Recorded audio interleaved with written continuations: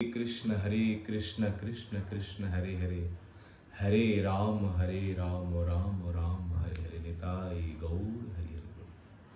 आज एकादशी तिथि। एकादशीर नाम हलो पवित्र अर्पणी एकादशी। आसुन এই একাদশীর মাহাত্ম্য কথা আমরা শ্রবণ করব।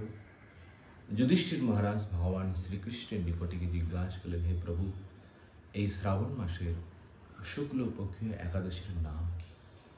ভগবান শ্রীকৃষ্ণ বললেন, মহারাজ যুধিষ্ঠির, তুমি মনোযোগে শ্রবণ করো, আমি একাদশীর মাহাত্ম্য কথা আমি বর্ণন করতেছি। বলছেন প্রাচীনকালে অর্থাৎ দাপর যুগের শুরুতে মহিজিৎ নামক কোনো একজন বিখ্যাত রাজা ছিলেন। তিনি মাহেশমতি নগরের তিনি রাজা ছিলেন। তার নগর ছিল মাহেশমতি নগর। তার ধনের কোনো অভাব ছিল না। তার সেবক বলুন, তার যে কোনো সব দিকেই তার পরিপূর্ণ। এত ধন সম্পত্তি, এত কিছু হওয়ার পরেও রাজার মনের মধ্যে বিন্দু মাত্র সুখ ছিল না। কেন সুখ ছিল না? একটাই হলো রাজার দুঃখের কারণ, তিনি ছিলেন অপুত্র, তার কোনো সন্তান ছিল না, নিঃসন্তান ছিলেন।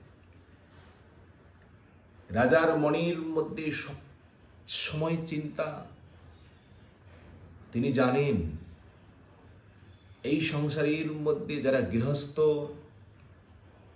তাদের যদি কোনো সন্তান যদি জন্মগ্রহণ না করেন, বলছেন তাদের ইহকাল পরকাল দুকালেই ব্যর্থ হয়ে যায়। রাজা কি করবেন, কোথায় যাবেন? পুত্রের জন্য অনেক চেষ্টা করলেন, কতদিন চলে গেল, পুত্র প্রাপ্ত করতে পারলেন না। একদিন নিজের রাজ্যের মধ্যে ব্রাহ্মণগণকে, পুরোহিতগণকে তিনি আহ্বান করলেন।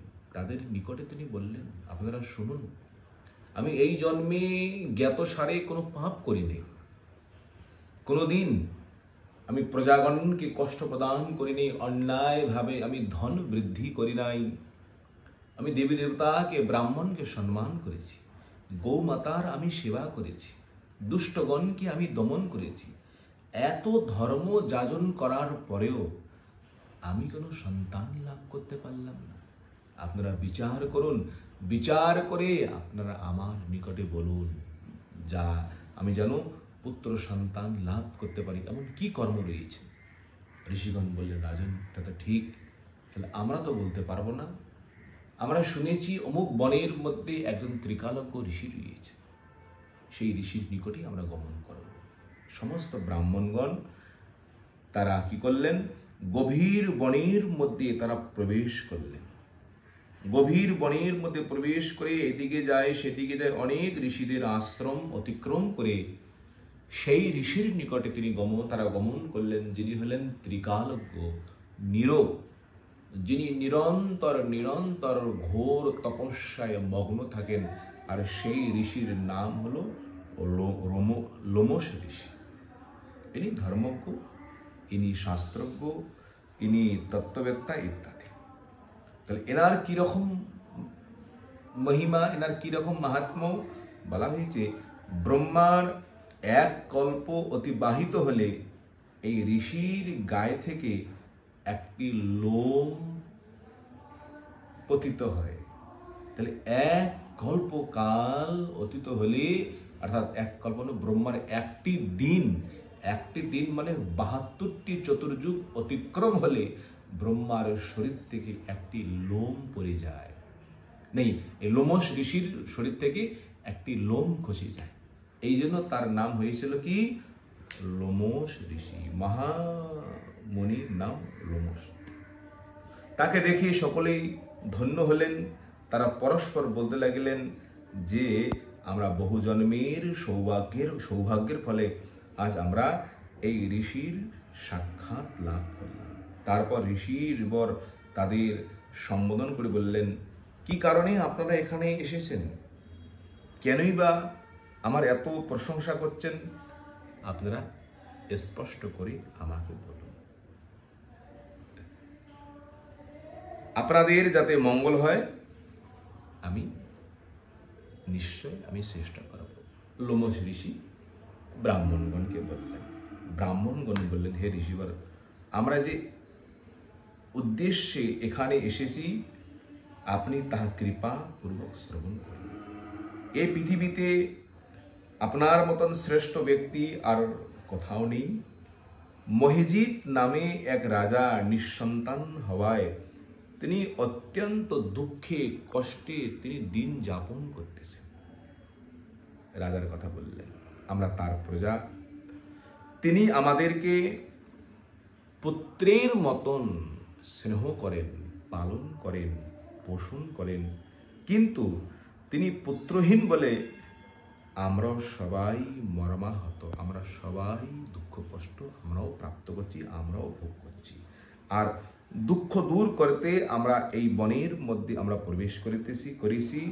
হে ব্রাহ্মণ শ্রেষ্ঠ রাজা, যাতে পুত্রের মুখ দর্শন করতে পারেন, কৃপা করে তার কোনো উপায় আপনি আমাদেরকে বলুন। রাজা এমন কি ধর্ম করলে, এমন কি পুণ্য করলে রাজা পুত্র দর্শন, পুত্র প্রাপ্ত করতে পারবেন? তাদের কথা শ্রবণ করে লোমশ ঋষি তিনি ধ্যানমগ্ন হলেন। কিছু সময় পর তার পূর্ব জন্মের বৃত্তান্ত বলতে লাগলেন। মন দিয়ে শোনো। এই রাজা পূর্ব জন্মে ইনি একজন বৈশ্য ছিলেন। তিনি কোথাও গমন করছিলেন, সেই সময় গ্রীষ্মকাল। এই রাজা অত্যন্ত তৃষ্ণার্ত হয়ে যায় জলপান করার জন্য। তিনি কোনো জলাশয়ের নিকটে গমন করলেন, সেখানে দর্শন করলেন সেই জলের নিকটে একটি গাভী নিজের সন্তানকে নিয়ে জলপান করছিলেন। রাজা তিনি কি করলেন, ওই গাভীটিকে তাড়িয়ে দিয়ে নিজেই জলপান করলেন। এই হলো তার অপরাধ। এই পূর্বজন্মে এই অপরাধের জন্য এই জন্মে তিনি নিঃসন্তান হয়েছেন। এর উপায় কি? উপায় শ্রবণ করুন। এর উপায় সহজ সরল। এই যে শ্রাবণ মাসের এই যে শুক্লপক্ষীয় এই যে পবিত্রা আরোপণী একাদশী রাজা যদি পালন করেন নিষ্ঠা সহকারে, নিয়ম অনুযায়ী, রাজা অবশ্যই তিনি সন্তান লাভ করবেন। লোমশ ঋষি ব্রাহ্মণগণকে উপদেশ করলেন। ব্রাহ্মণগণ সেই বন থেকে রাজার নিকটে আগমন করলেন, রাজাকে নিবেদন করলেন। রাজা বললেন, আমি তাহলে একাদশী করব বিধিবিধান অনুযায়ী। শুধু রাজা নয়, সমস্ত ব্রাহ্মণগণ তারা একাদশী তিথি করলেন, রাজাও করলেন। ব্রাহ্মণগণ একাদশী তিথির ফল সংকল্প করে রাজাকে প্রদান করলেন। আর কিছুদিনের মধ্যেই সময় অনুযায়ী রাজা তিনি কি করলেন, তিনি এক সুসন্তান রাজপুত্র তিনি প্রাপ্ত করলেন। এই হলো আজকের একাদশীর মাহাত্ম্য কথা। ভবিষ্যৎ পুরাণের মধ্যে এই মাহাত্ম্য বর্ণন হইয়াছে।